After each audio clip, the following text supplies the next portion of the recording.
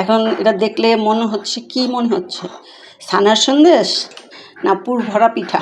এর জন্য ফুল ভিডিওটা দেখতে হবে। আমরা আধা কাপ জল দিয়েছি, হাফ কাপ নারকেল দেব, আর এই যে গুড়টা দেব।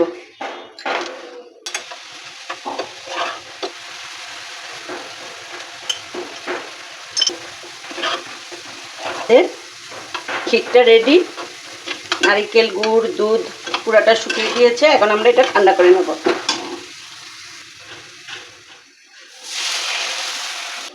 জলটা উতলা এসে বসছে, এখন আমরা এই যে হাফ কাপ সুজি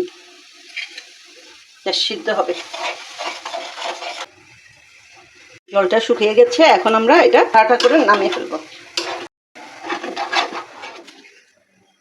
একটু একটু করে ঘি দিয়ে হাতে, এটা বিশেষ করে যাদের দাঁত একদম নেই তাদের জন্য এই পিঠাটা তৈরি। আমার বাবার জন্য, আমার বাবার দাঁত নেই, আচ্ছা তার জন্য এটা।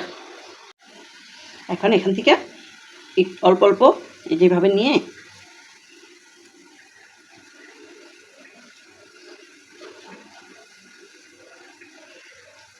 অন্য গরম রয়েছে, যেভাবে ঢুকিয়ে পুরের মতো ভরে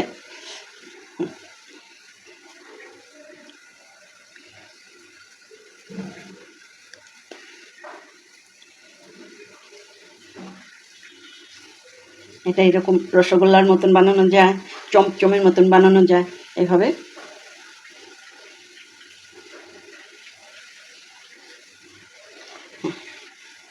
এভাবে করে আমরা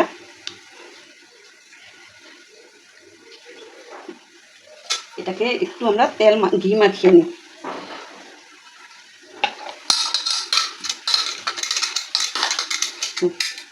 এগুলো আমরা সব এইভাবে এক এক করে সবগুলি সাজিয়ে নেব। এই যে আমাদের সবগুলি ভরা হয়ে গেছে পুর, এখন আমরা এটা ভাপে দেব।